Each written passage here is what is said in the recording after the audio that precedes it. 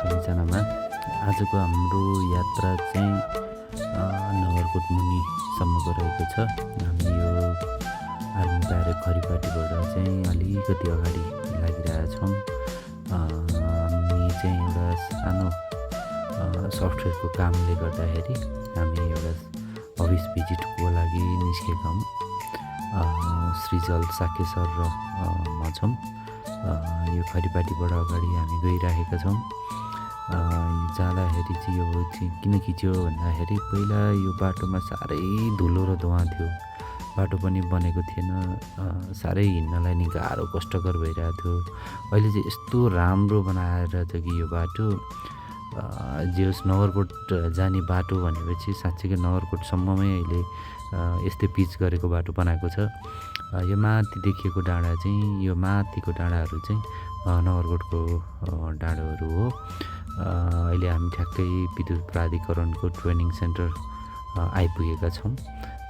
यहाँबाट चाहिँ हामी अलिकति अगाडि लाग्छौँ। ठ्याक्कै यो टर्निङ चाहिँ डेन्जर टर्निङ पनि छ।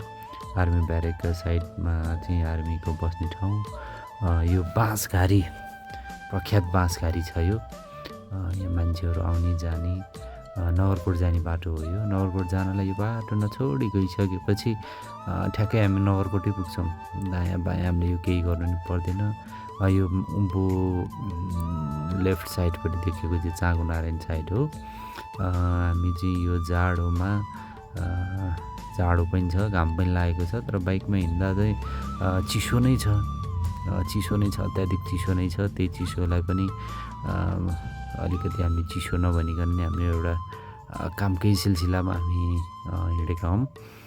यहाँ बाटोमा देख्न सकिन्छ। अब हामी यता नगरकोटको बाटो छ। साइडहरूमा यो बाटोमा पनि खाजा खानालाई एकदम राम्रो होटलहरू रहेको छ। टर्निङमा खाजाको सेन्टर पोइन्टहरू पनि रहेको छ।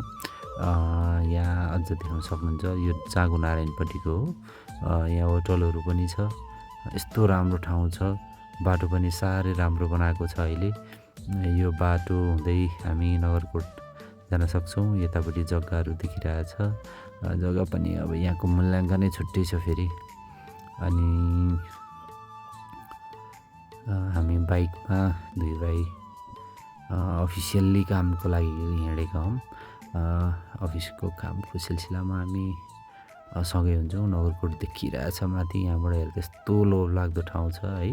त्यहाँ जानलाई पनि एकदम सहज छ। खरिपाटी तपाईँ भक्तपुरको खरिपाटीबाट चाहिँ नछोडिकन बाटो जानुभयो भने तपाईँ ठ्याक्कै पुग्नुहुन्छ। अहिले बाटो पनि यस्तो पिच बनाएको छ कि कतै खाल्डाखुल्टी नै देखिँदैन। नेपालको विकास भनेर चाहिँ एउटा नमुना विकास जस्तो पनि देखिन्छ। नौलै मान्नुपर्छ यो बाटो बन्नुमा। यो बाटोको अवस्था धेरै धुलो पनि खाथेँ। यो बाटोमा सुरुमा आउँदाखेरि मेरो चस्मा पनि बाइकबाट झरेर बाइकको चस्मा पनि गएको थियो। अहिले हामी लगभग हाम्रो गन्तव्यमा हामी पुग्न पनि लागिसकेका छौँ। अहिले हामी ठ्याक्कै भक्तपुरकै झन्डै नगरकोटको तल मुनि बेसमा पुगिसकेका छौँ। बाटो एकदम स्ट्रेट, दायाँ बायाँ केही छैन। टक्क साइडमा कुकुरहरू पनि देखिन्छ। लास्टमा हामी ठ्याक्कै कृष्ण स्कुलनेरि आइपुग्यौँ। ठ्याक्कै